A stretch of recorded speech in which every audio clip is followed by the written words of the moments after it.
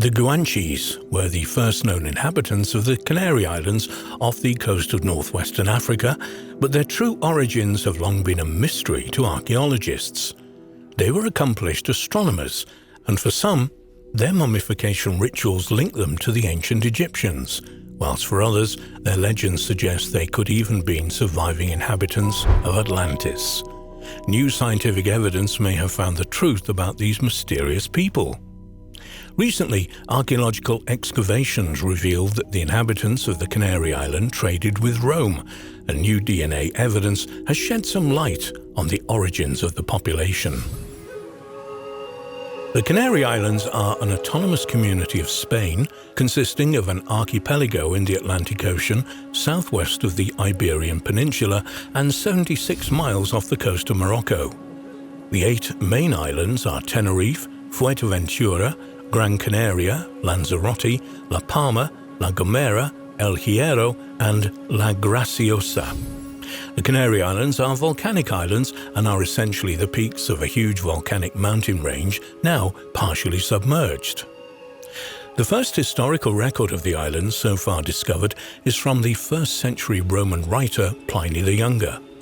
An expedition to the islands was apparently sent by Juba II, the Roman client king of Numidia and Mauritania, in around 30 BC. Under the Roman Catholic Republic and Empire, Numidia consisted of a part of Africa north of the Sahara, corresponding roughly to the modern western Tunisia and eastern Algeria. It was during this expedition that the islands got their name of the Canary Islands because of the multitude of large dogs found there, the Roman word canis meaning dog. After the fall of the Roman Empire, we hear nothing of the islands for hundreds of years until around 1000 AD, when the Arabs landed and traded with the inhabitants of Gran Canaria. In 1150 AD, the Arab geographer Muhammad al-Idrisi compiled the first official account of the population of the islands, which consisted of short descriptions of sailors and traders' accounts of the time. During the 15th and 16th century, Spain and Portugal began colonizing the Americas and Africa, stopping off at the Canary Islands along the way. When they arrived on the Canary Islands, they encountered a culture that resembled the Neolithic cultures of prehistoric Europe. Complete Spanish conquest of the islands was completed in 1496, and they became a vital Spanish base on sea routes to the Americas. As a result of Spanish colonization, the diseases introduced by the European conquerors and the slave trade by the native Guanches of the island chain were decimated, losing much of their culture in the process.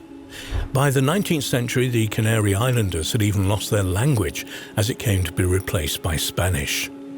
There are still, however, some reminders of the once thriving culture of the Guanches of the Canary Islands. The Guanches. The Guanches were the first known inhabitants of the Canary Islands, the indigenous people when the Spanish arrived there in the 15th century.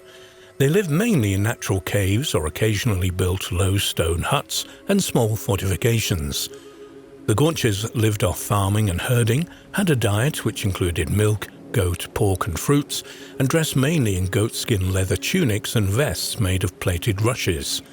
Archaeological research suggests that they were organized in a tribal society ruled by chieftains or kings.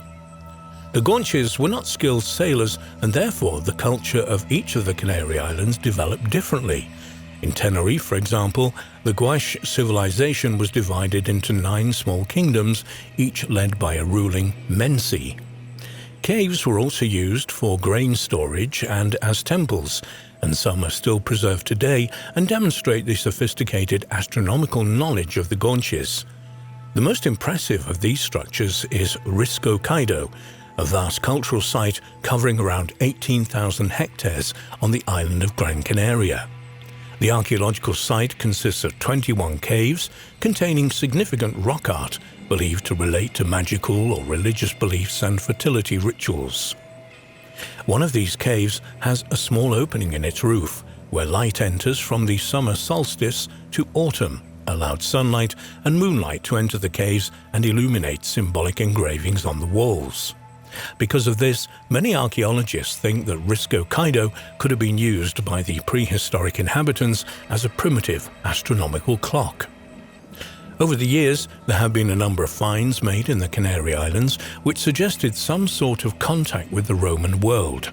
In 1964, a Roman amphora, storage jar, was discovered in waters off Lanzarote, and since that time other examples have been found underwater. None, however, could be securely dated. A few years ago, however, excavations on the island of Lanzarote uncovered the first securely dated evidence of Roman trade with the islands. Investigations at the prehistoric settlement of El Belvedere yielded around 100 Roman pot shards, 9 pieces of metal and 1 piece of glass. The artifacts were found in archaeological levels which indicate that they dated between the 1st and 4th centuries AD. Legends of Atlantis and Ancient Egypt. There are numerous legends surrounding the native people of the Canary Islands. Some believe they were somehow related to the Celts, or perhaps even the Vikings. Others that the Guanches were descended from the inhabitants of the mythical land of Atlantis. In this theory, Cape Verde, the Azores, Madeira and the Canary Islands would be the remains of this legendary sunken continent. A more recent theory connects the first settlers of the Canary Islands with the Berber Canary tribe. The Guanches have also been linked to ancient Egyptians, perhaps as a colony of that civilization because of their habit of mummifying their dead. It is a fact that the Guanches used similar methods to the ancient Egyptians when preserving the remains of their high-ranking citizens. After the mummification process, the bodies were buried underground or inside caves. Unfortunately, many of these mummies were stolen or looted by later grave robbers, though some have managed to survive. The Guanche mummy of Madrid is perhaps the best preserved of the Guanche mummies, as its careful embalming kept its organs intact and even preserved the man's hair. The man, who died during his early 30s, was mummified between the 11th and 13th centuries AD, just a few centuries before the Spanish invaded the Canary Islands. New DNA evidence. In June 2019, it was announced that DNA studies had resolved many of the outstanding questions regarding the origins of the Guanches.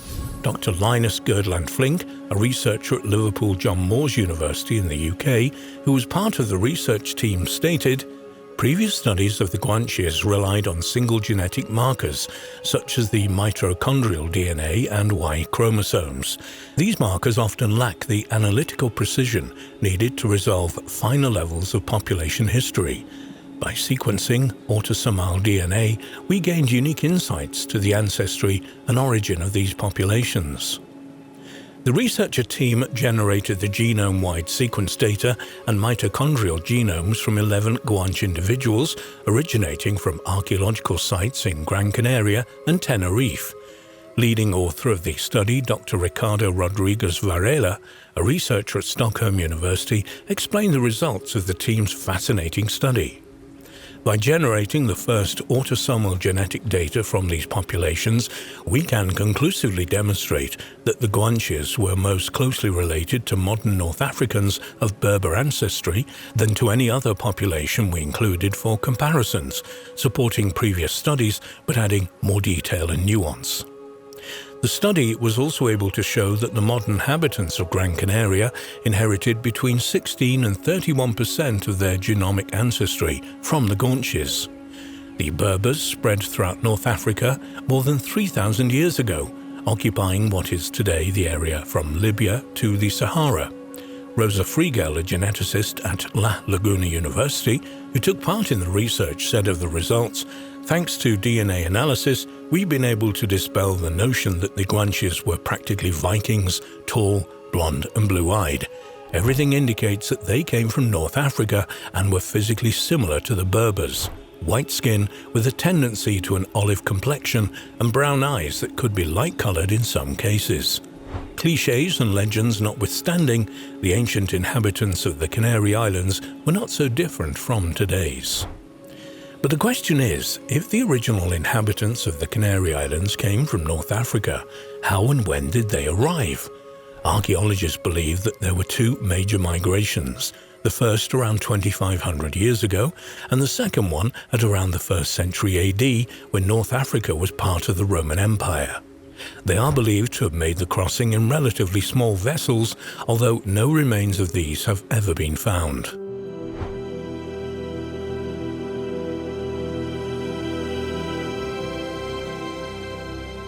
In February 2020, it was announced that the mummified remains of 72 individuals had been discovered by amateur archaeologists using a drone in a cave on Gran Canaria.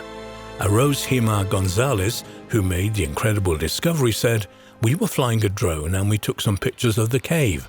It is in a very difficult place to access and you need to climb a cliff to reach the site. People thought the photos were fake because of all the bones there, but they were not fake and the bones are believed to belong to Guanche's mummified remains." Archaeologists Veronica Alberto and culture counsellor Javier Velasca confirmed the discovery, stating that the cave dates back to between the 8th and 10th centuries AD.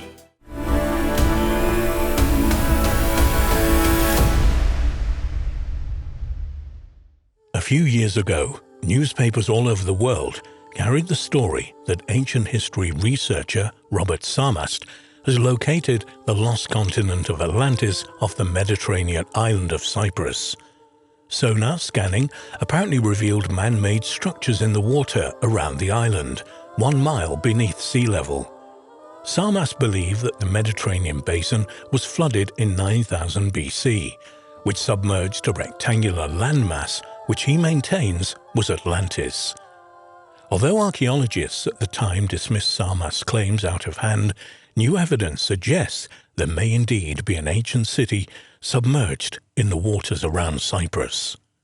Almost every year without fail, the headline "Atlantis Found" blares out from various newspapers all over the world.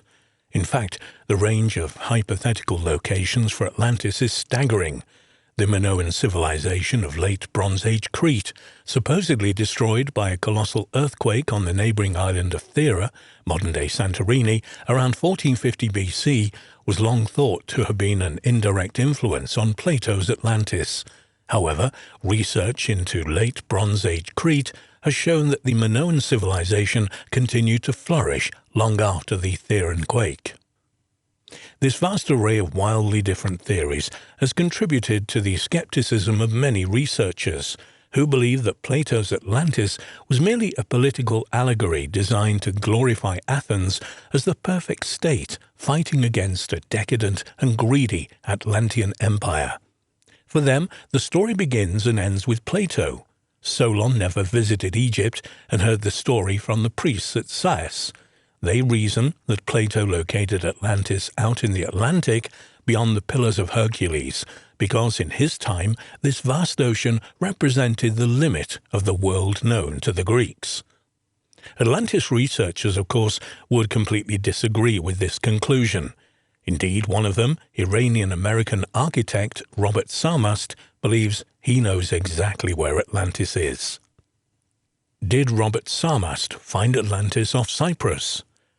Sarmast first hit the headlines in November 2004 when newspapers carried the story that after nearly 10 years of research using ocean mapping technology and accounts from ancient texts, he'd located Atlantis off Cyprus. Sarmast was quoted as saying, "This is going to rewrite the history books. We are set to make the biggest archaeological discovery of all time." He claimed that around 9000 BC, the Mediterranean basin was flooded in a deluge that submerged a rectangular, man-made site which he believed was Atlantis. The lost civilization apparently lay around 5,000 feet below sea level, 50 miles or so off the southeastern coast of Cyprus.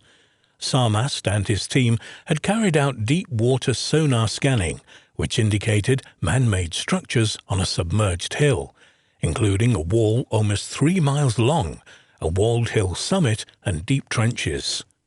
Sarmast's 6-day expedition cost about $200,000 and was partly funded by the Cypriot Tourist Organization. Sarmast was quoted at the time as saying of his discoveries, "It is a miracle we found these walls, as their location and lengths match exactly the description of the Acropolis of Atlantis provided by Plato in his writings. We cannot yet provide tangible proof in the form of bricks and mortar, as the artifacts are still buried under several meters of sediment. But the circumstantial and other evidence is irrefutable. My discovery will vindicate Plato. Within his dialogues, Plato provides factual clues as to what Atlantis was like. I have matched all but 2 of the 45 clues with the area around Cyprus. That's either the biggest coincidence in the history of the world, or we have found Plato's Atlantis. Plato's account is so detailed that it is possible to make city plans based on his description. These match exactly the antediluvian maps of Cyprus as discovered through oceanographic mapping.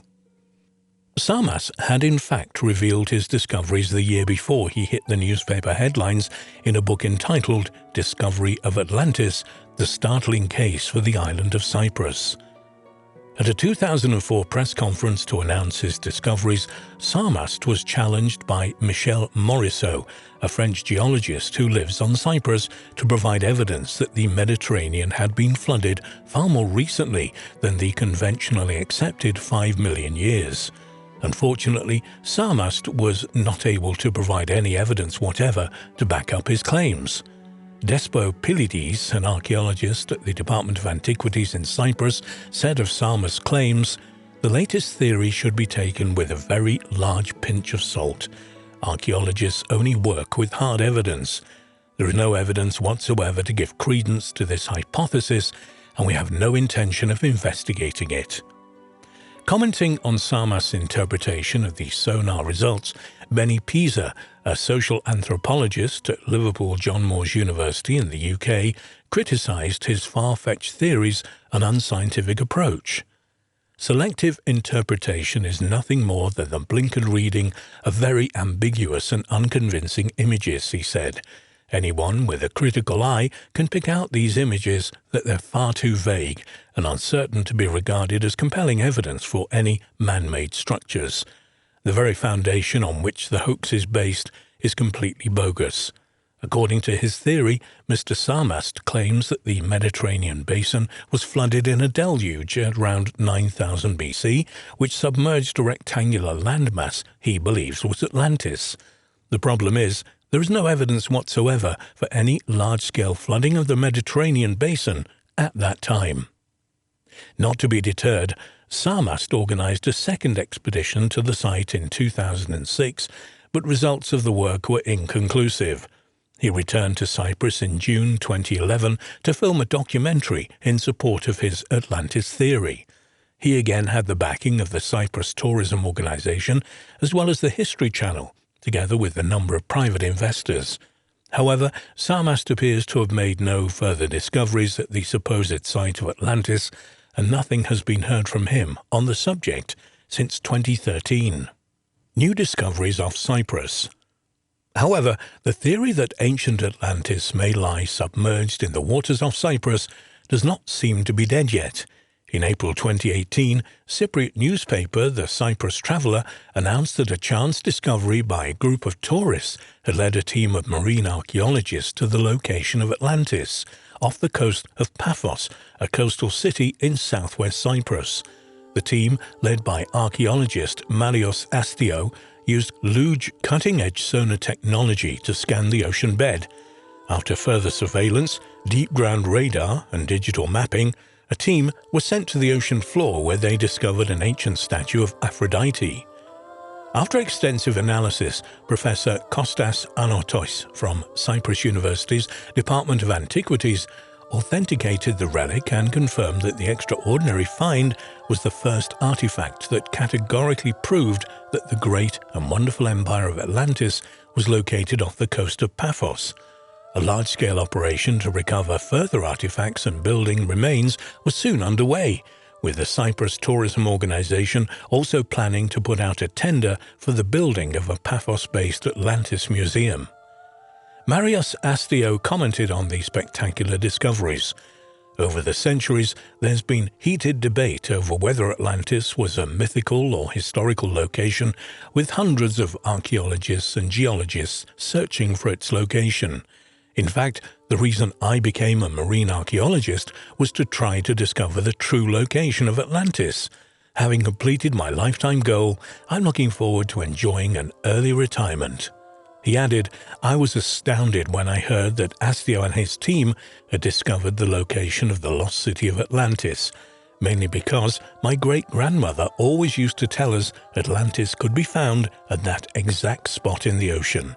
No one listened to her, of course. It seemed the old bird was right. Marina Milona, a marketing and tourism officer at the Cyprus Tourism Organization, added, It's been long rumored that the lost city of Atlantis was located just off the coast of Cyprus, and we're delighted that this has been officially confirmed.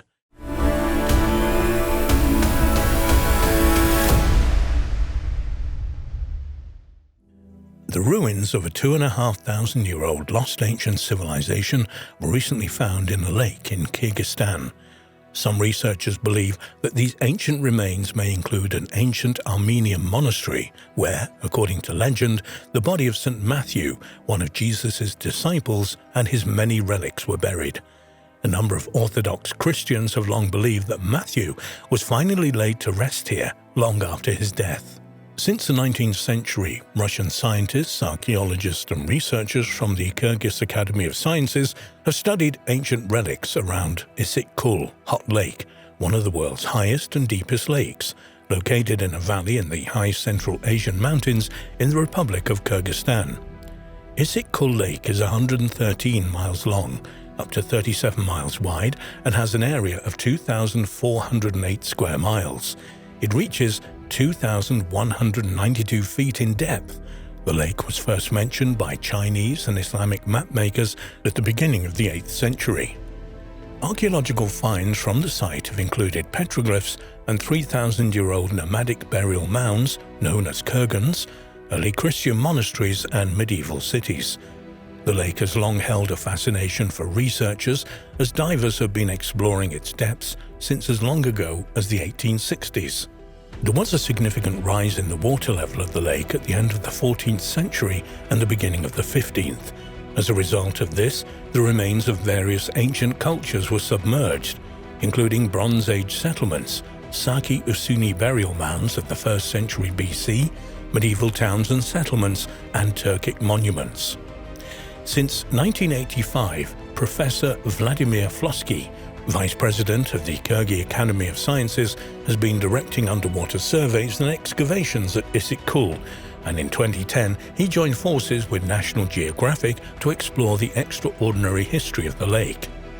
In September 2013, scientists and archaeologists from National Geographic began investigations at the lake.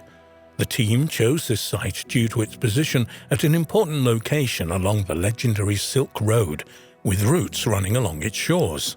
In the past, innumerable traders, caravans and nomadic tribes and armies traveled along the 113-mile-long lake, leaving an extraordinary archaeological legacy behind. The Silk Road was an ancient trade route linking China with the West, along which goods and ideas were carried between the two great civilizations of Rome and China, and later between medieval European kingdoms and China.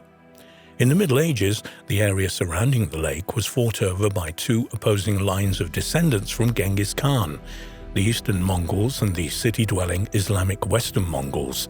The legendary Western Mongol leader, Tamerlane, was said to have fought a battle over the lake region in the early 1400s, and there are medieval records of a palace built by the conqueror on the lake shore, Issyk-Kul.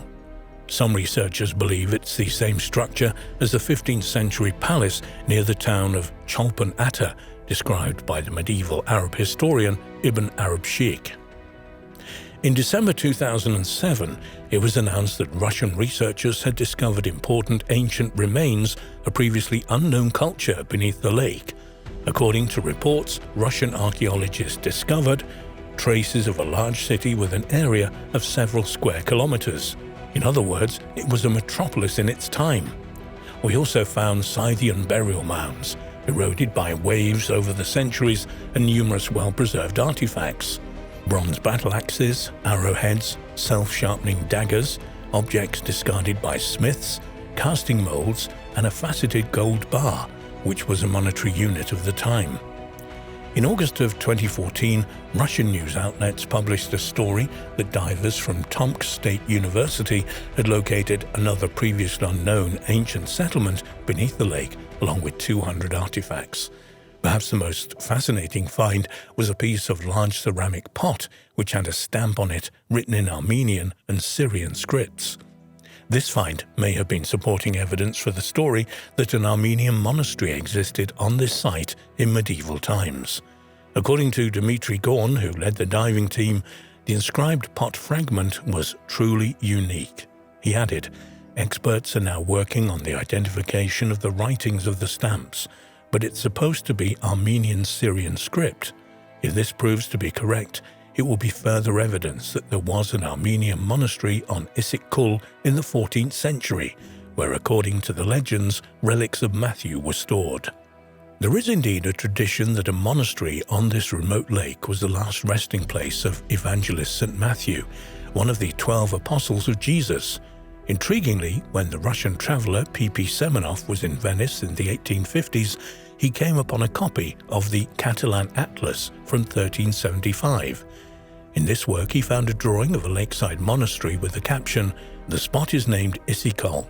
Here is a monastery of Armenian brethren which is rumored to possess the relics of St. Matthew the Apostle and Evangelist." The extraordinary Catalan Atlas is a perpetual calendar and thematic representation of the known world produced by the Majorcan Cartographic School. The creation of the atlas has been attributed to Abraham Kresk, a Jewish cartographer from Palma, Majorca. Semenov believed that the monks probably chose a site on the Kermenti Bay, as the site was protected from rough water and rich with fish.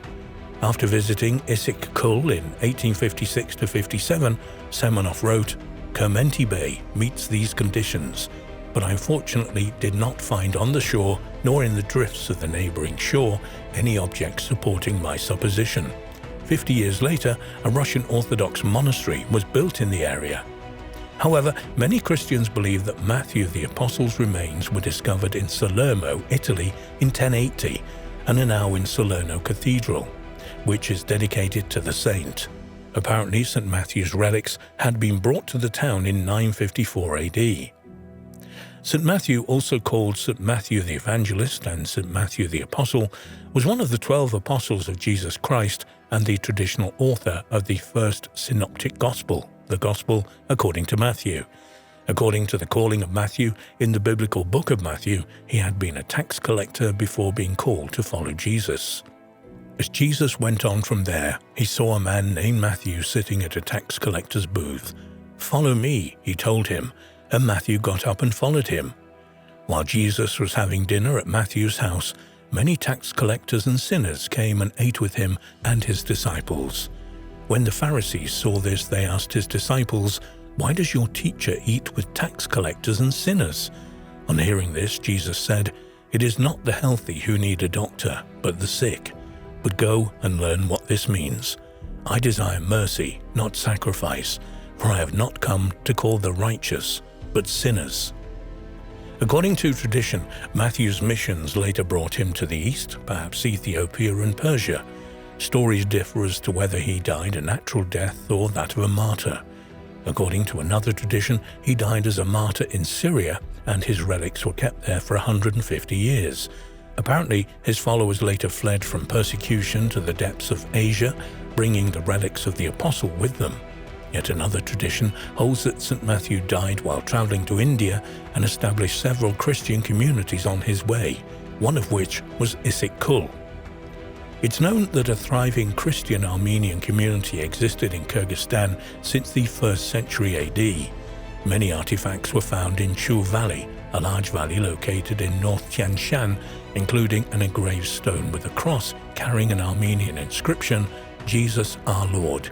A Syrian inscription under the cross stated, "This is the grave of Johann, the Armenian bishop," and a date 772 in Armenian chronology corresponding to 1323 AD. In medieval times, 2 Armenian monasteries stood near one of the villages on the shore of the lake, Svetli Mis, Bright Cape.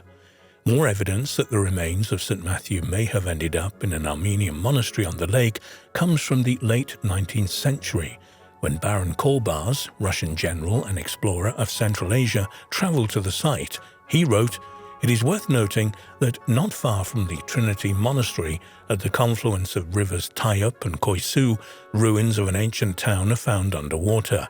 The town hosted the Armenian monastery guarding the relics of St. Matthew." Archaeological investigation of the Kermonti settlements began in 2005, when an exploratory team visited the site of the monastery and settlement.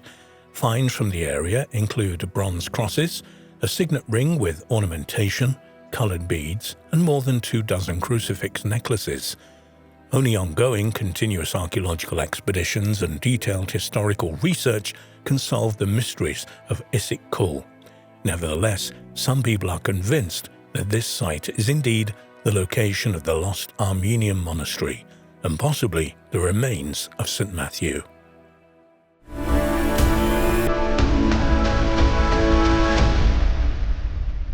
According to Hindu legend, there was once a mystical kingdom located in the middle of the sea. The city was home to 900 palaces, all made of gold, and was supposed to have arisen out of the waters on the command of Lord Krishna.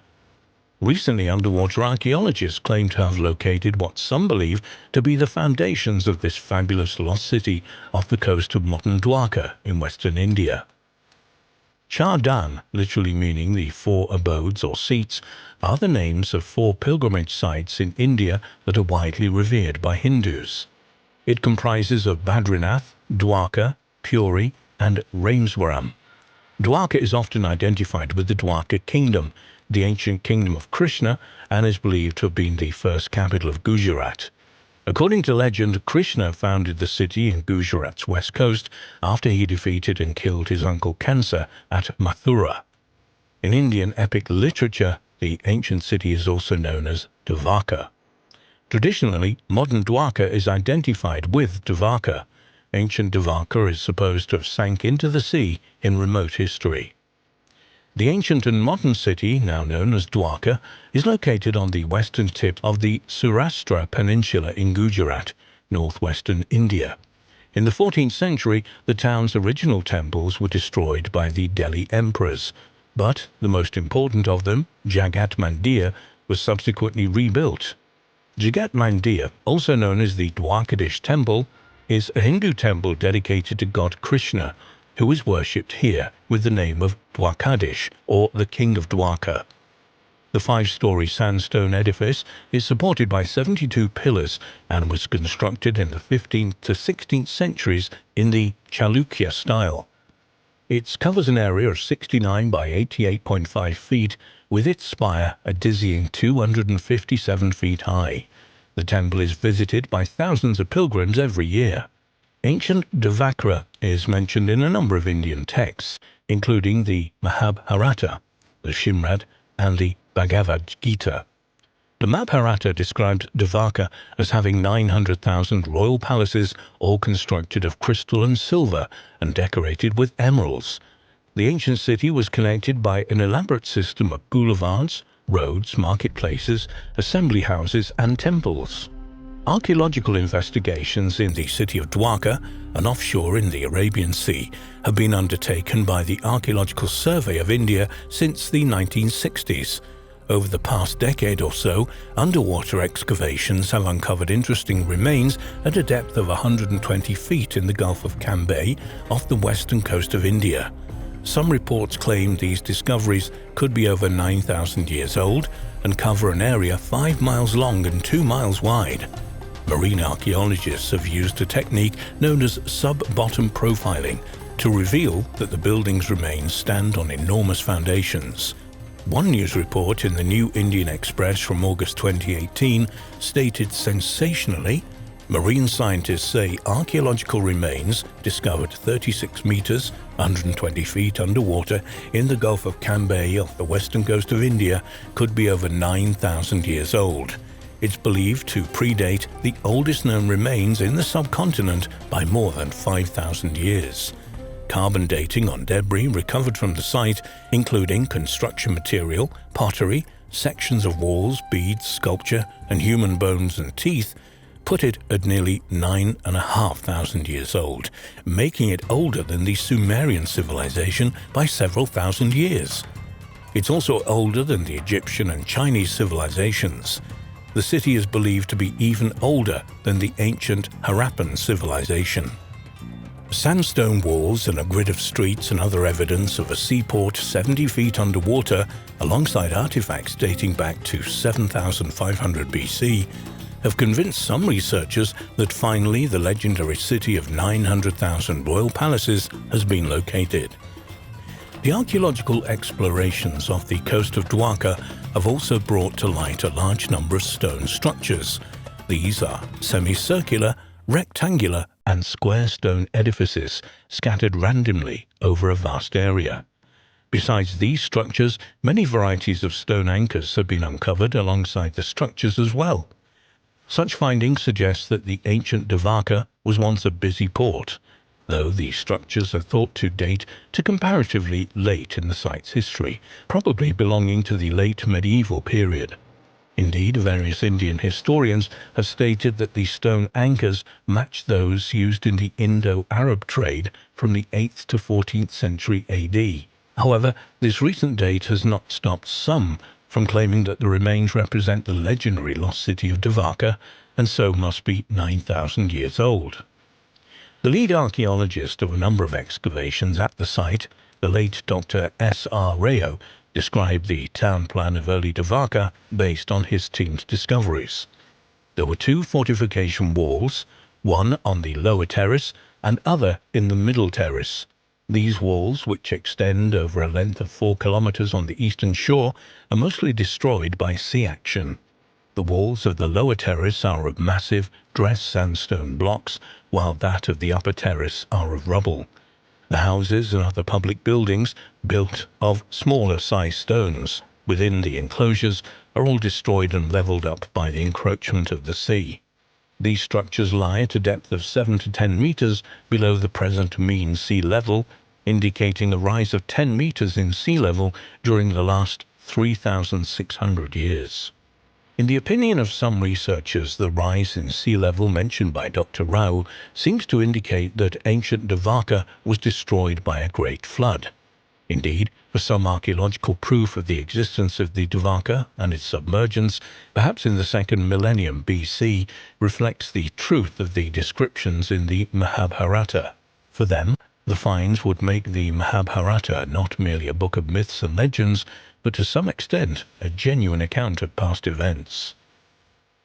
In September 2019, it seemed that final proof for the wonderful architectural achievements of ancient Dwarka have been discovered underwater off modern Dwarka. A Twitter user going by the name @JIKS shared 4 sensational photos showing ornately decorated underwater sculptures and structures, with one resembling a temple tower. There was a claim accompanying the image which stated, "Sri Krishna's Dwarka, the sunken city in Gujarat, as described in the Mahabharata. It is real, yet the Christian world says there is no proof." The tweet was retweeted over 1,500 times. However, subsequent research into the 4 images revealed the falseness of the claim.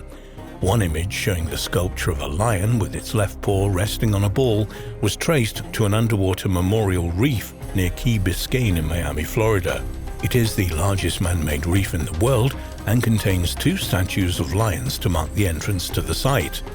It is a photo of one of these lions which was used on Twitter as proof of new discoveries from ancient Dwarka.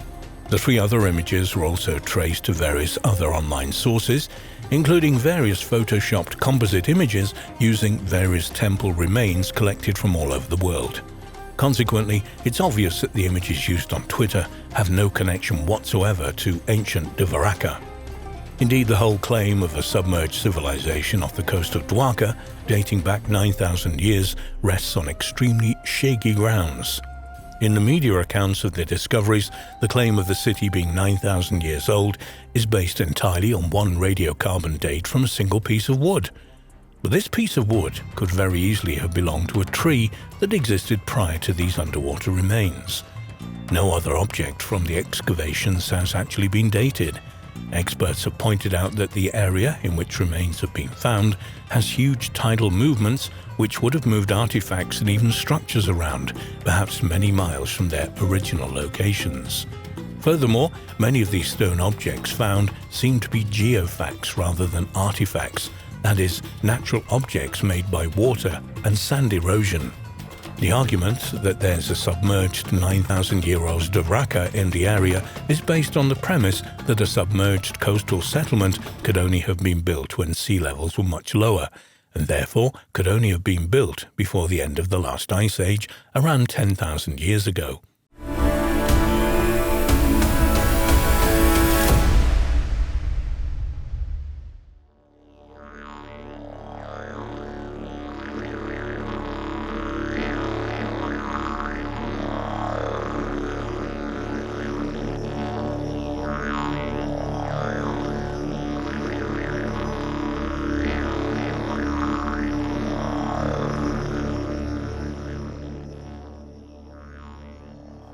The question of when and how the continent of Australia was first populated has always been a bit of a puzzle to archaeologists, but recently some new light has been shed on the problem. An international team of archaeologists, geographers, ecologists and computer scientists mapped the probable superhighways that led to the first peopling of the Australian continent around 50,000 to 70,000 years ago. The team generated a fascinating map which reveals these migration superhighways traversed by early humans in Australia, which mysteriously bear striking similarities to Australia's modern highways and stock routes.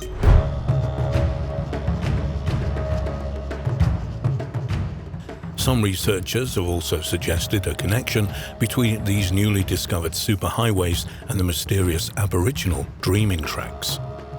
Over the years, there have been many theories about where the indigenous ancestors first settled in Australia tens of thousands of years ago, but evidence for this activity is extremely scarce.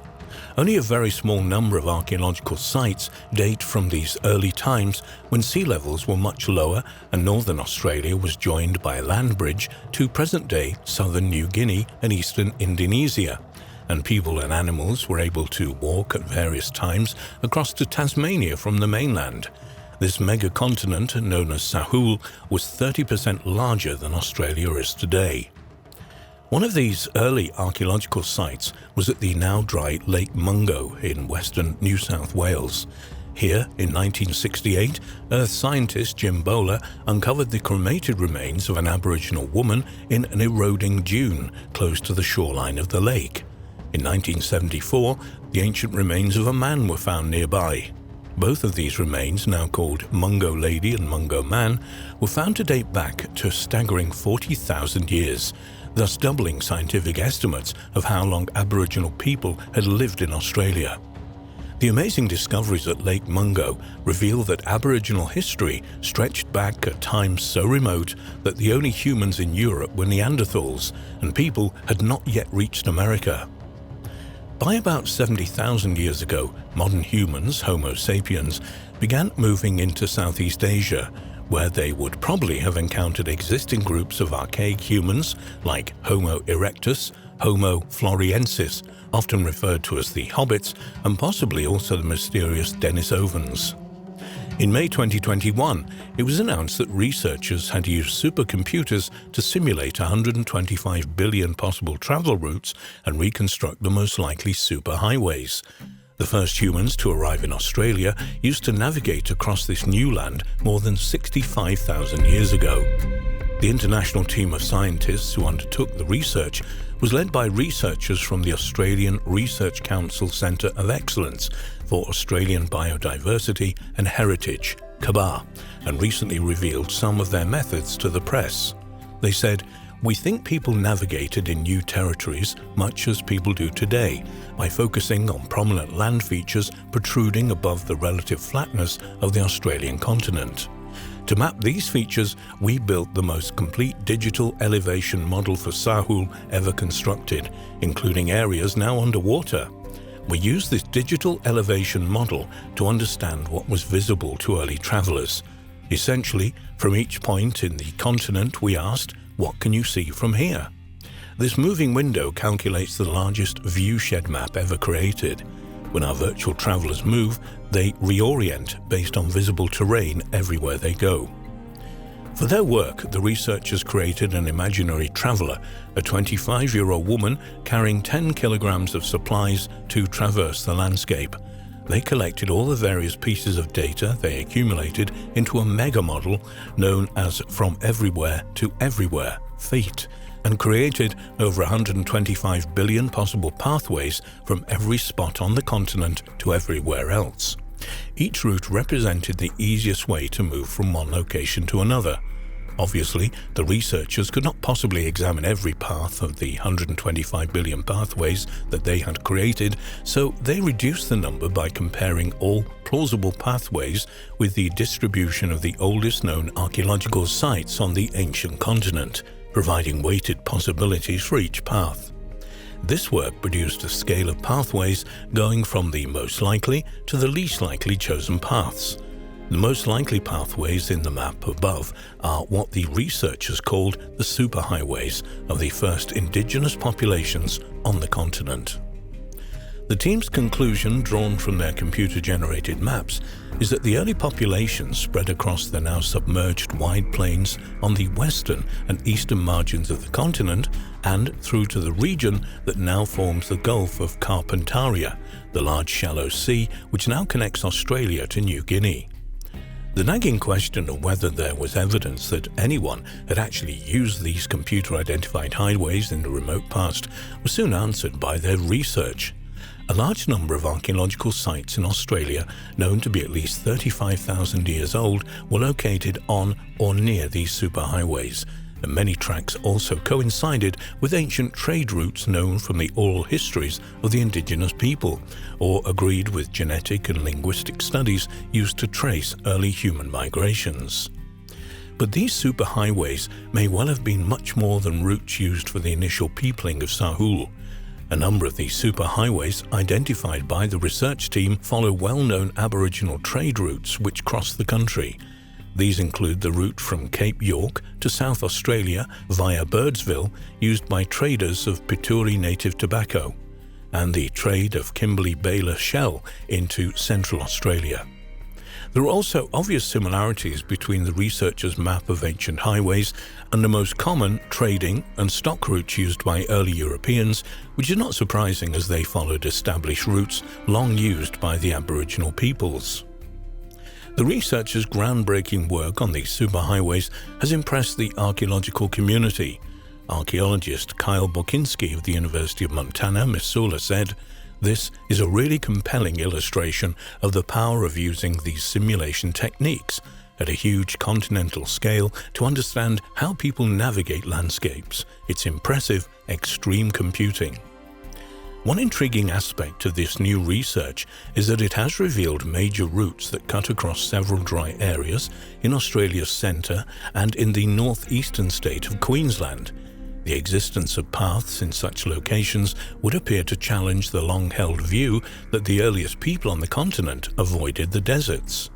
Kabah Deputy Director, Distinguished Professor Sean Ulm from James Cook University, commented on the importance of the research team's work in revealing the significance of landscape to the native inhabitants of the continent. He said, "Australia is not only the driest, but also the flattest populated continent on Earth.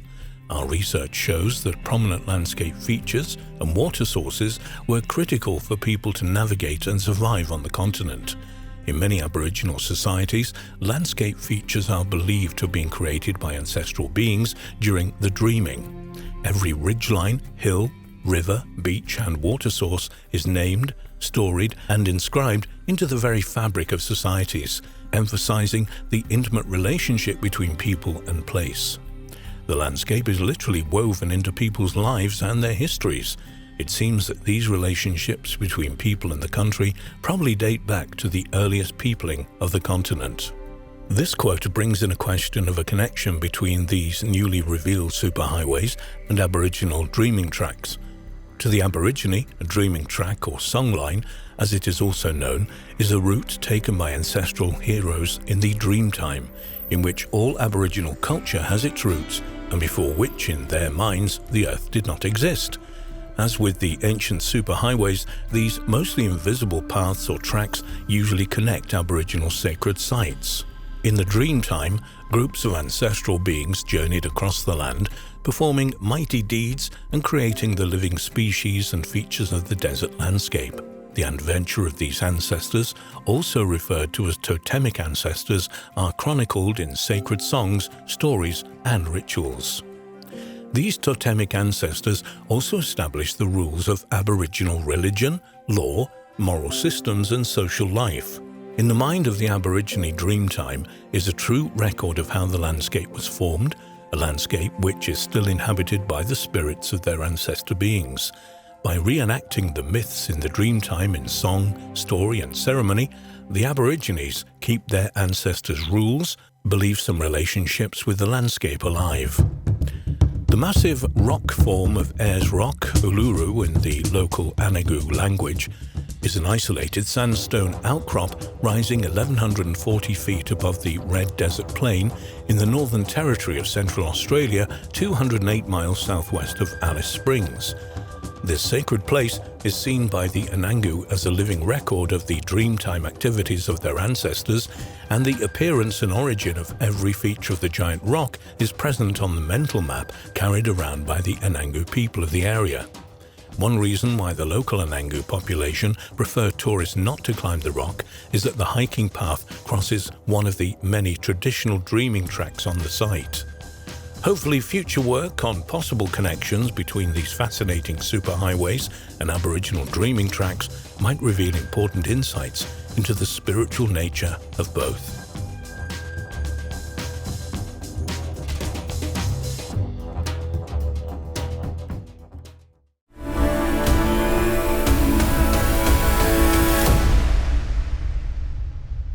During the drought which resulted from the unusually hot summer of 2019, the shoreline of the Tagus River in central Spain receded, revealing a 6,000-year-old circular monument in the middle of the Valdecañas Reservoir. Known as the Dolmen of Guadalperal, this megalithic monument consists of more than 100 standing granite stones, some up to 6 feet tall, arranged in an 85-foot diameter circle. Some researchers believe that one of the stones in the monument has what may be the world's oldest map carved on it. But who built it, and what was it used for? The discovery of the monument. In 1963, a megalithic monument known as the Dolmen of Guadalperal, which stood on the banks of the Tagus River, disappeared under the water of the newly constructed reservoir northeast of Extremadura, a region of western Spain bordering Portugal on its western side. After the construction, only the tips of the largest megaliths were occasionally visible above the waterline.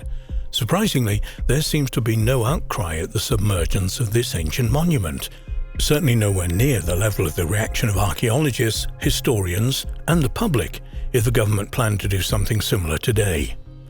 But the Dolmen of Guadalperal is far from being the only ancient monument in Spain which has become submerged over the last few decades.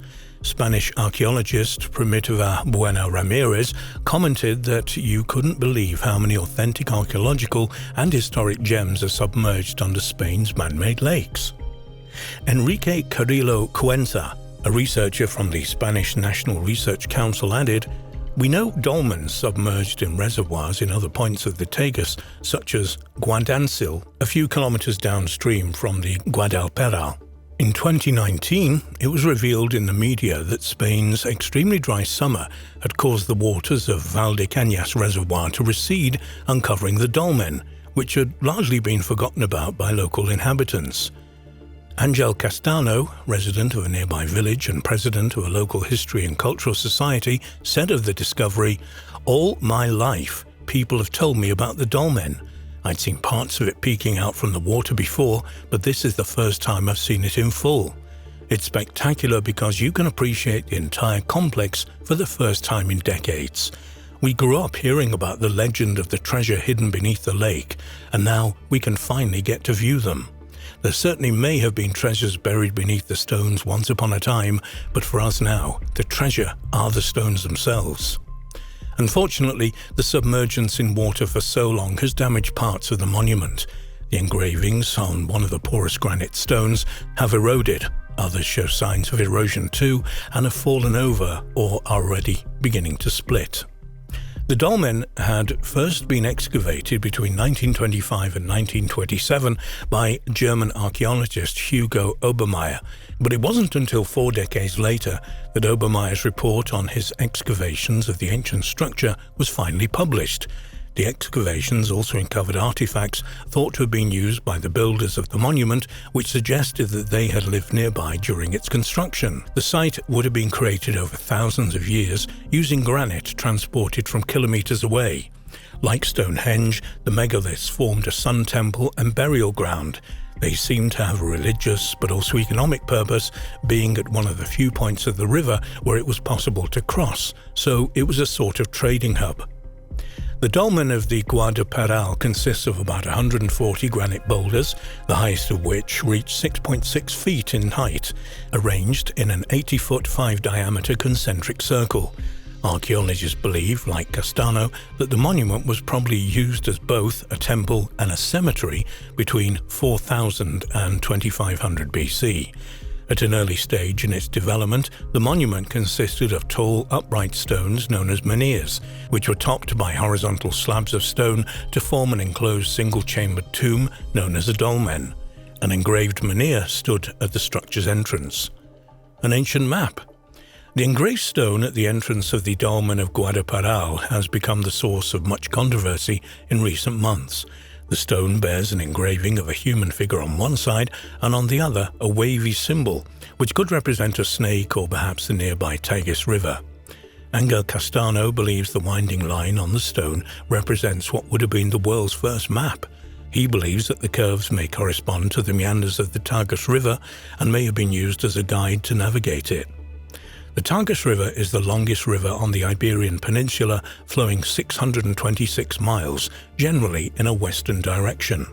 Up until the Roman period, it's believed that the area where the dolmen of Guadalparal is located was the only natural ford on the river, hence its vital importance. Indeed, the presence of numerous ancient remains in the area testifies to this importance. The ancient Roman city of Augustobriga stood here, but like the dolmen of Guadalparal, was submerged by water in the early 1960s when the Valdecanachas reservoir was built. Other Extremadura dolmens. The region of Extremadura possesses many other prehistoric monuments, including dolmens extremely similar in design to that at Guadalparal. Indeed, there are 41 examples in a small area around the towns of Valencia de Alcantara and San Vicente de Alcantara in western Extremadura, close to the Portuguese border. Indeed, it contains the largest collection of dolmens in the Iberian Peninsula. 33 of these monuments are constructed in granite, while 8 were made using slate. The Dolmen del Melizo is located in the village of Asenya de la Borrega in the province of Cáceres in Spain. It's one of the only dolmens in Extremadura where the chamber is still covered by its original overhanging capstone. The granite slab dolmen has an oval chamber and consists of 8 supporting stones, some of which are unfortunately broken. But prehistoric dolmens are not confined to the Iberian Peninsula. They are found in a variety of places throughout the world. The highest concentration of dolmens is in northwest Europe, especially in Brittany, France, southwestern Scandinavia, Britain, Ireland, Belgium and the Netherlands. They are also known from parts of Africa and Asia. The dolmens of northwest Europe were built in the early Neolithic period, which began in Brittany about 5000 BC and in Britain, Ireland and southern Scandinavia about 4000 BC. The Breton word dolmen was originally used to describe a variety of megalithic monuments all over the world, but although there is considerable diversity in the monument types, they nevertheless share many common characteristics. All dolmens consist of a large capstone or capstones supported by a number of smaller, upright stones. This arrangement of stones creates an enclosed chamber area. Excavations have shown that the majority of dolmens were used for the burial of the dead. In some of these monuments, the remains of numerous people were discovered, mixed together in a communal deposit. Archaeologists believe these collections of bones may represent ancestral remains and that dolmens were not only burial sites but also primitive temples where the ancestors may have been venerated. One of the most puzzling aspects of the dolmens is the massive size of the stones, particularly the capstone or capstones used to construct them. For some reason, the builders chose the largest and heaviest stones they could find, the majority of which they dressed and shaped before putting them in place. How and why they did this is still a perplexing mystery to archaeologists. Unfortunately, the future of the dolmen of Guadalparal is still uncertain. Castano has organized a group of concerned local residents who are campaigning to have the stone monument moved to a site on dry land before the waters rise again. And they are lost for who knows how long and perhaps damaged beyond repair. Castano explained, "If we miss the chance, it could be years before they are revealed again. And the stones, which are granite and therefore porous, are already showing signs of erosion and cracking. So if we don't act now, it will be too late. It isn't a difficult thing to move them. We have machinery now to do that. Let's just hope that there is the political will to save them while we can." Castano and his group created an online petition to save the monument, which obtained over 44,000 signatures. However, the Spanish Ministries of Culture and Sport and Ecological Transition, along with a team from the University of Extremadura, decided that the transportation of the megaliths would damage the dolmen. So the dolmen of Guadalparal remains where it is, waiting to be submerged once again beneath the waters of the Valdecañas Reservoir.